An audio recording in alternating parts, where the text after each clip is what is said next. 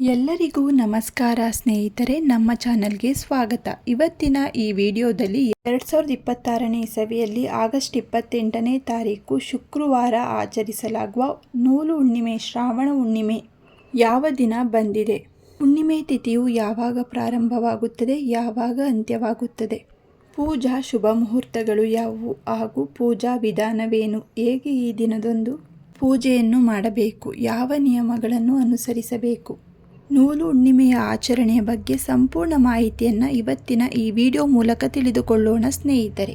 2026ರ August 28ನೇ ತಾರೀಕು ಶುಕ್ರವಾರ ಆಚರಿಸಲಾಗುವ ನೂಲು ಹುಣ್ಣಿಮೆ ಹಾಗೂ ಶ್ರಾವಣ ಪೌರ್ಣಿಮೆಯನ್ನು ಹಿಂದೂ ಧರ್ಮದಲ್ಲಿ ಅತ್ಯಂತ ಪವಿತ್ರವಾದ ಹಬ್ಬವಾಗಿ ಆಚರಣೆ ಮಾಡುತ್ತೇವೆ.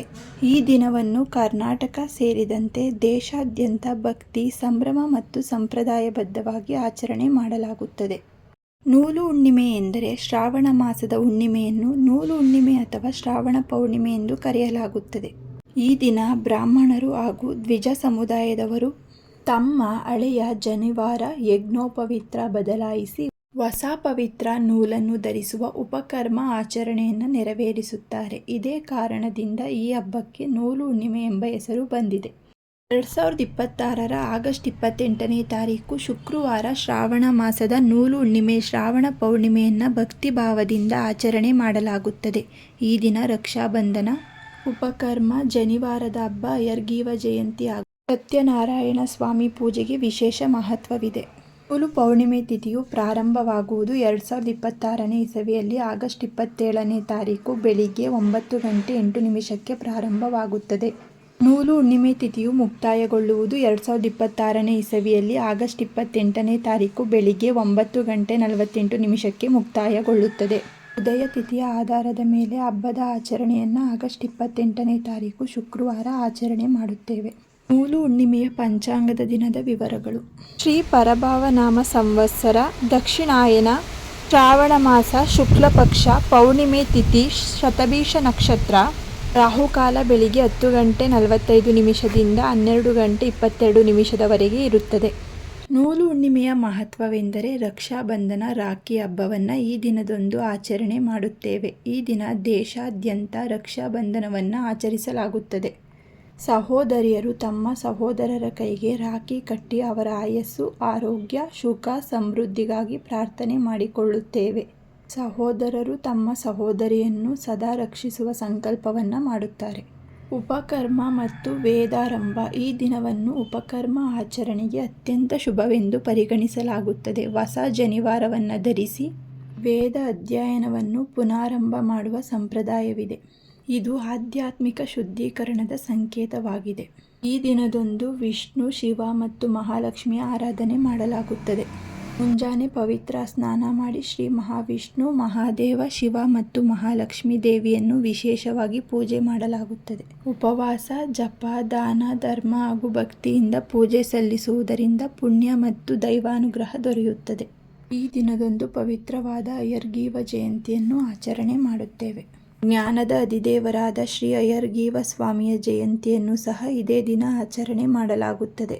ವಿದ್ಯಾರ್ಥಿಗಳು ಹಾಗೂ ವಿದ್ಯಾಭ್ಯಾಸ ಮಾಡುವವರು ಹಯಗ್ರೀವ ಸ್ವಾಮಿಯನ್ನು ಪೂಜಿಸಿ ಉತ್ತಮ ಜ್ಞಾನ ಮತ್ತು ಯಶಸ್ವಿಗಾಗಿ ಪ್ರಾರ್ಥನೆ ಮಾಡಿಕೊಳ್ಳುತ್ತೇವೆ. ನರಳಿ ಪೌರ್ಣಿಮಾ. ಕರ್ನಾಟಕದ ಕರಾವಳಿ ಭಾಗ ಹಾಗೂ ಮಹಾರಾಷ್ಟ್ರದಲ್ಲಿ ಈ ದಿನವನ್ನು ನರಳಿ ಪೌರ್ಣಿಮಾ ಎಂದು ಕರೆಯಲಾಗುತ್ತದೆ. ಈ ದಿನವನ್ನು ಸಂಭ್ರಮದಿಂದ ಆಚರಣೆ ಮಾಡುತ್ತಾರೆ. ಮೀನುಗಾರರು ವರುಣದೇವನಿಗೆ ತೆಂಗಿನಕಾಯಿಯನ್ನು ಸಮರ್ಪಿಸಿ ಸುರಕ್ಷಿತ ಸಮುದ್ರಯಾನ ಮತ್ತು ಉತ್ತಮ ಮೀನುಗಾರಿಕೆಗಾಗಿ ಪ್ರಾರ್ಥನೆ ಮಾಡಿಕೊಳ್ಳುತ್ತಾರೆ.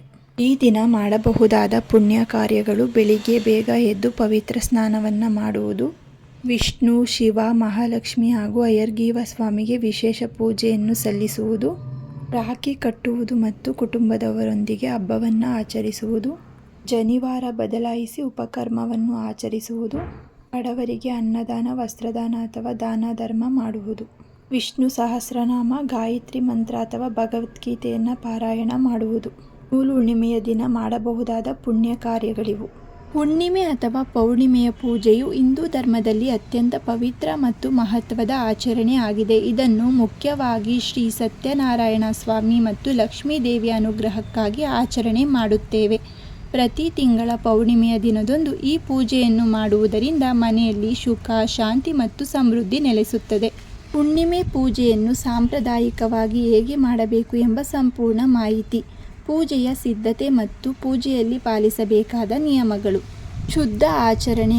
ಪೂಜೆಯ ದಿನ ಬೆಳಿಗ್ಗೆ ಬೇಗ ಎದ್ದು ಪವಿತ್ರ ಸ್ನಾನವನ್ನು ಮಾಡಿ ಮಡಿ ಬಟ್ಟೆಯನ್ನು ಧರಿಸಿಕೊಳ್ಳಬೇಕು. ಉಪವಾಸ ವ್ರತ. ಸಾಧ್ಯವಾದರೆ ದಿನಪೂರ್ತಿ ಉಪವಾಸವನ್ನು ಆಚರಿಸಬೇಕು. ಆರೋಗ್ಯ ಕೈಕೊಡುತ್ತಿದ್ದರೆ ಹಾಲು, ಹಣ್ಣು ಮತ್ತು ಸಾತ್ವಿಕ ಆಹಾರವನ್ನು ಸೇವಿಸಿ ಉಪವಾಸವನ್ನು ಮಾಡಬಹುದು. ಮನೆಯ ಸ್ವಚ್ಛತೆ. ಪೂಜಾ ಕೋಣೆ ಅಥವಾ ಮನೆಯ ಮುಖ್ಯದ್ವಾರವನ್ನು ಸ್ವಚ್ಛಗೊಳಿಸಿ ಮಾವಿನ ಎಲೆಯ ತೋರಣ ಹಾಗೂ ರಂಗೋಲಿಗಳಿಂದ ಅಲಂಕಾರ ಮಾಡಿಕೊಳ್ಳಬೇಕು. ಪೂಜಾ ವಿಧಾನ.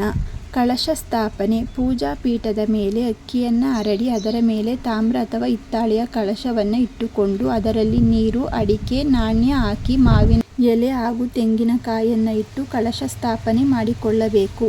ನಂತರ ಪೂಜೆಯ ವೇಳೆ ಸಂಕಲ್ಪವನ್ನು ಮಾಡಿಕೊಂಡು ದೇವತಾ ಆರಾಧನೆಯಲ್ಲಿ ಕಳಶದಲ್ಲಿ ವರುಣ ದೇವನನ್ನು ಮತ್ತು ಪೀಠದ ಮೇಲೆ ಶ್ರೀ ಲಕ್ಷ್ಮೀನಾರಾಯಣ ಮೂರ್ತಿ ಅಥವಾ ಫೋಟೋವನ್ನು ಇಟ್ಟು ಪೂಜೆ ಮಾಡಬೇಕು. ಮೊದಲು ಗಣೇಶನಿಗೆ ಪೂಜೆಯನ್ನು ಮಾಡಬೇಕು. ಅಭಿಷೇಕ ಮತ್ತು ಅರ್ಚನೆ. ದೇವರಿಗೆ ಹಾಲು, ಮೊಸರು, ಜೇನುತುಪ್ಪ, ತುಪ್ಪ ಮತ್ತು ಸಕ್ಕರೆಯಿಂದ ಪಂಚಾಮೃತ ಅಭಿಷೇಕವನ್ನು ಮಾಡಿ ನಂತರ ಶುದ್ಧ ನೀರಿನಿಂದ ತೊಳೆದು ಅಲಂಕಾರ ಮಾಡಬೇಕು. ನಂತರ ಹೂವು ಮತ್ತು ಕುಂಕುಮದಿಂದ ಅರ್ಚನೆ ಮಾಡಿಕೊಳ್ಳಬೇಕು. ನೈವೇದ್ಯ. ಹುಣ್ಣಿಮೆ ಪೂಜೆಗೆ ಗೋಧಿ ರವೆ ಅಥವಾ ಚಿರೋಟಿ ರವೆಯಿಂದ ಮಾಡಿದ ಸಜ್ಜಿಗೆ, ಸಿರಾ, ಪಾಯಸ ಅತ್ಯಂತ ಶ್ರೇಷ್ಠ. ಇದರೊಂದಿಗೆ ಹಣ್ಣುಗಳನ್ನು ನೈವೇದ್ಯವಾಗಿ ಅರ್ಪಿಸಬೇಕು. ಸತ್ಯನಾರಾಯಣ ಅಷ್ಟೋತ್ತರ ಅಥವಾ ಲಕ್ಷ್ಮೀ ದೇವಿಯ ಮಂತ್ರಗಳನ್ನು ಪಠಿಸಬೇಕು. ಸಾಧ್ಯವಾದರೆ ಸತ್ಯನಾರಾಯಣ ವ್ರತಕಥೆಯನ್ನು ಓದಬೇಕು ಅಥವಾ ಕೇಳಬೇಕು.